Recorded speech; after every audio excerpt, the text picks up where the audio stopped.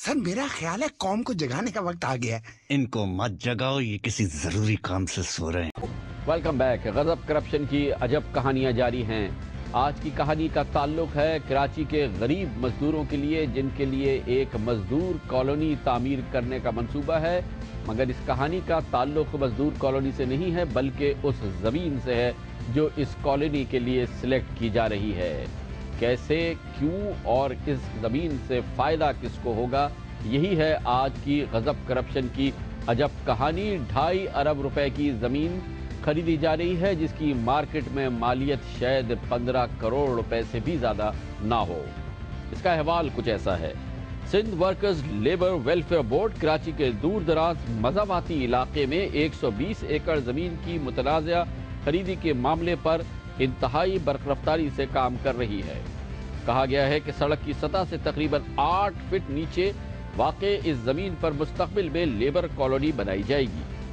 मंदी की शिकार रियल एस्टेट मार्केट में ज़मीन की असल कीमत 15 करोड़ से ज़ायद नहीं है, लेकिन बाज़ाब्ता तौर पर इसकी कीमत 2.5 अरब रुपए दिखाई गई है। दीगर सूबों की तरह Sindh workers labour welfare board का दारोमदार हुकूमती फंड्स पर है, जो कि सनती शोबों से मुख्तलिफ टैक्सों की मद में जमा किए जाते हैं।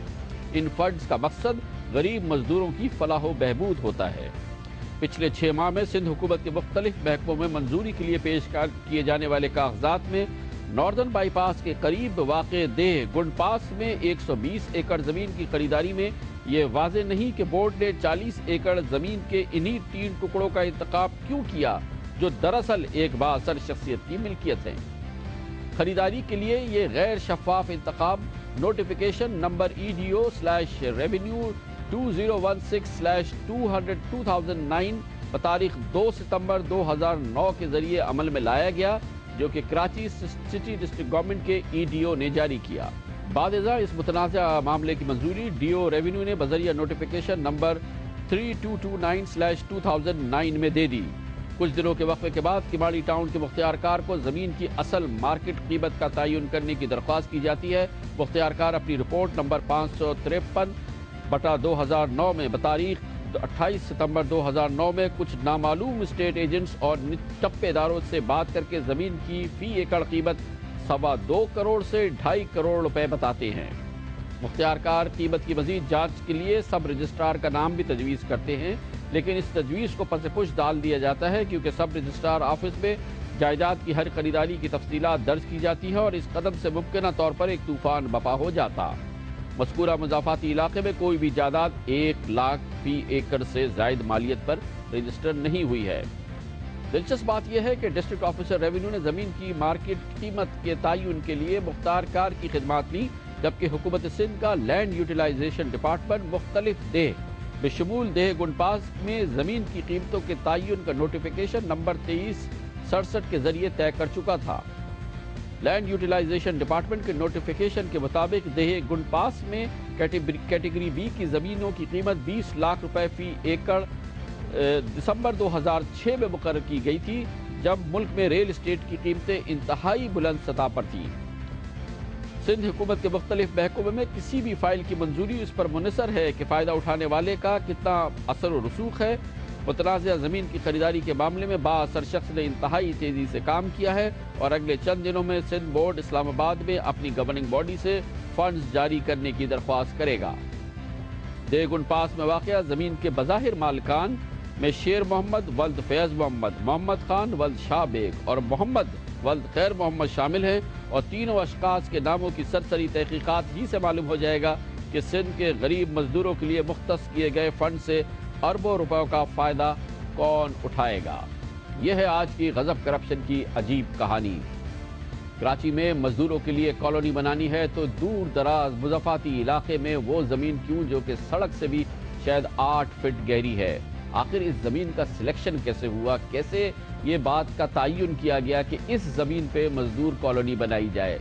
आखिर क्यों इतनी आसानी से तमाम मराहिल इस लैंड एक्विजिशन के इस ज़मीन को हासिल करने के मुकम्मल हुए, और वो क्या जादुई तरकीब थी जिससे इस ज़मीन की कीमत 2.25 से 2.5 करोड़ रुपए फी एकड़ मुकर्रर की गई। 2.5 अरब की अगर खरीदारी करनी थी तो क्या यही पाकिस्तान के इस सबसे बड़े शहर की बेहतरीन जगह थी? मजदूरों के लिए ये ज़मीन जिस इलाके में बनाई जा रही है वहाँ से सनती इलाका कितनी दूर है?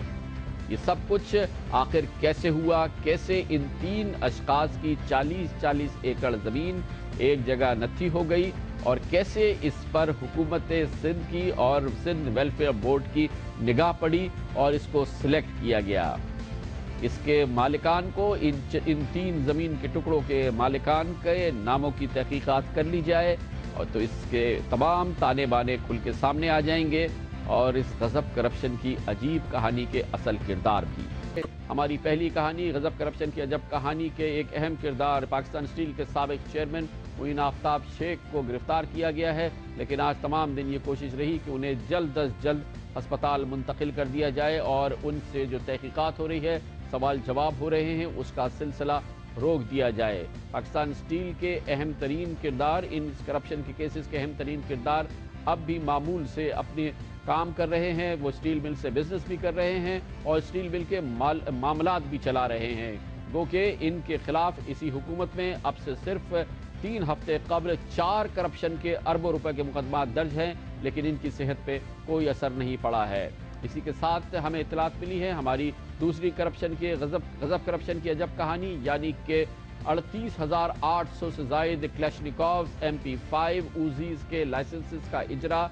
हमें बताया गया है कि इनमें से अक्सरियत के लोगों का सुराग नहीं लगाया जा सकता। इनमें से अक्सरियत लाइसेंसेस आर्म्स डीलर्स के थ्रू बिक चुके हैं और इस कारोबार में, जो कि 20 अरब से जायद का कारोबार था, बहती गंगा में सब ने हाथ धोए हैं। खुसूसी कोटा है पार्लियामेंटेरियंस के लिए और इससे पहले इस खुसूसी इख्तियारात के जरिए वज़ीर आज़म यूसुफ रज़ा गिलानी ने तकरीबन 23,000 क्लैशनिकोव्स के लाइसेंसेस जारी किए और इसी तरह से वफाकी वज़ीर ममलिकत बराए उमूर दाखिला तस्नीम अहमद कुरैशी ने 10,000 के करीब क्लैशनिकोव्स के लाइसेंसेस जारी किए। ये उनके अलावा हैं 1 लाख के लाइसेंसेस जो कि नॉन प्रोहिबिटेड बोर यानी रिवॉल्वर्स और पिस्टल्स के लिए जारी किए गए। इनमें से किसी शख्स की पुलिस वेरिफिकेशन नहीं हुई, किसी के रिकॉर्ड की छानबीन नहीं हुई, किसी से ये भी ना पूछा गया कि तुम्हें इसे इस तरह के खुदकार हथियार आखिर चाहिए ही क्यों हैं। इसी तरह से इत्तलात हमें आ रही हैं पाकिस्तान रेलवेज के बारे में भी कि वो इदारा जो कि रोज़ाना के अखराजात भी पूरे नहीं कर सकता, आखिर वो क्यों एक बड़े कर्जे की तरफ गया है। इसके हवाले से भी नई और ताज़ा तरीन मालूमात हमारे सामने आ रही हैं। रेलवे ट्रैक्स बिछाने के जो ठेके दिए जा रहे हैं, इसके अलावा रेलवे के मुख्तलिफ ठेकों के बारे में भी नई और ताज़ा मालूमात सामने आ रही है। हमें कौमी असम्बली में रेलवेज के हवाले से स्टैंडिंग कमेटी के चेयरमैन सरदार अयाज सादिक ने कहा कि इस मामले पर वो रेलवे को मुतलब्बा कर चुके थे। रेलवे की रिस्ट्रक्चरिंग की, ओवरहॉलिंग की ज़रूरत है और इस मामले में यानी कि कोचेज़ और इंजन्स की चीन से खरीदारी के मामले में उनके तहफ़्फ़ुज़ात थे। पेपरा के जो कवानीन को पामाल किया गया, इस हवाले से भी उनके तहफ़्फ़ुज़ात थे। उन्होंने ये भी कहा कि तकरीबन 400 से ज़ायद इंजन्स रेलवे के कबाड़ खाने में रख दिए गए हैं, उनको ठीक करने की कोशिश नहीं की गई है। अगर इन इंजन्स को ठीक कर लिया जाए और पाकिस्तान में रेलवेज़ की कैरेज फैक्ट्रीज़ को इस्तेमाल किया जाए तो इन इम्पोर्ट्स की ज़रूरत नहीं थी। उन्होंने कहा कि वो इस मामले को अब कौमी असम्बली में इंतहाई भरपूर तरीके से उठाएंगे। गजब करप्शन की अजब कहानियाँ जारी रहेंगी, आपको मुत्तला करते रहेंगे और अपना फ़र्ज़ अदा करते रहेंगे। आपके पास नई मालूमात या कोई और इस सिलसिले में इंफॉर्मेशन हो जैसे आप भेज रहे हैं, हमें भेजते रहिए। हमारा ईमेल एड्रेस है aaj@geo.tv। कल तक के लिए कामरान खान को इजाज़त। अल्लाह हाफ़िज़ नासिर।